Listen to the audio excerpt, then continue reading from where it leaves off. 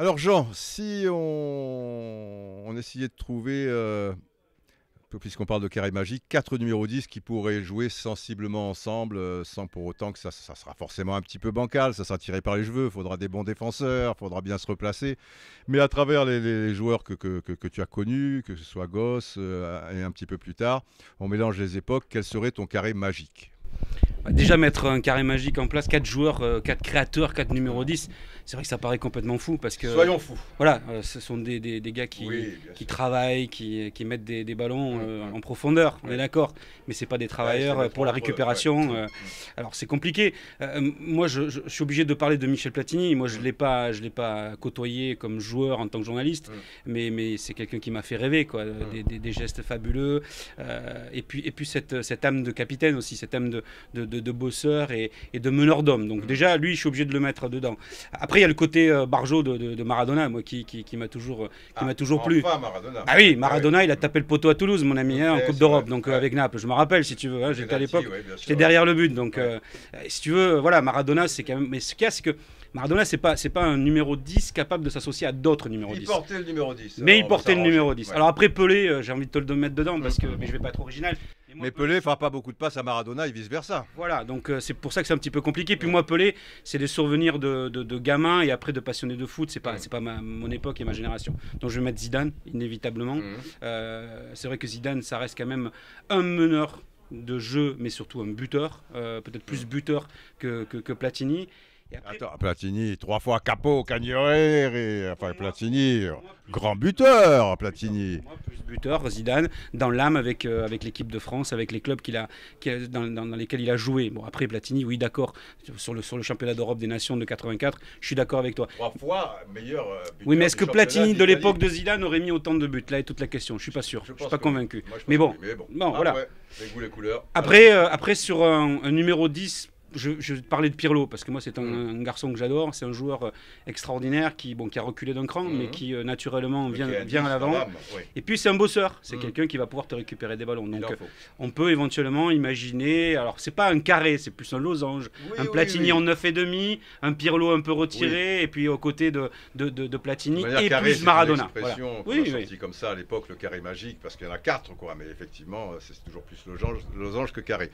Quel est quand tu étais gosse, le 10 français ou étranger auquel tu t'es le plus identifié, qui t'a fait rêver? Je vais te faire sauter du siège. Là. Moi, c'est Maradona.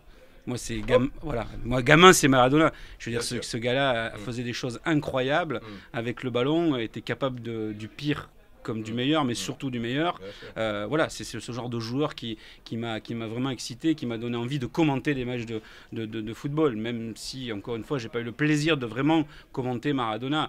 Après, c'est vrai pour rester français, entre Platini et Zidane, pour moi, c'est complètement différent. Mais bon, la finale de 98 et ses buts de Zidane, c'est quand même énorme. Voilà. Et Platini, ça reste le souvenir de l'équipe de France, mais le souvenir aussi de la Juve. Et donc, voilà, le vrai numéro 10, Barjo, comme j'aimerais en voir aujourd'hui, c'est Maradona. Parce que j'aime bien le côté fou de ces personnages. Quoi. Et est-ce que le fait qu'aujourd'hui, il n'y ait plus trop de numéro 10, tu trouves pas ça un petit peu dommage, quoi? Un gars un peu central, quoi, qui... Sur la planète football Ouais. ou en France? Parce qu'en France, on a essayé. La planète. Nous a fait des comparatifs avec Nasri, puis avec Gourcuff. Aujourd'hui, on n'a pas de numéro 10, mais je crois que ce n'est pas la faute des joueurs. Je pense que des joueurs sont capables d'être meneurs de jeu et d'avoir le talent pour être meneurs de jeu. Ouais. Sauf qu'aujourd'hui, j'ai pas l'impression que les entraîneurs aient envie de s'appuyer sur un seul et unique joueur. C'est là qu'est le véritable problème. Après, quand on prend l'Espagne aujourd'hui, il n'y a pas de numéro 10. Et pourtant, c'est censé être l'équipe qui pratique le meilleur football. Il n'y a même pas de numéro 9. Mais ils peuvent jouer avec sensiblement Xavi, Iniesta, Fabregas ou Silva, c'est sensiblement 3-10. Eux, Oui. c'est la seule équipe qui a encore presque un carré magique.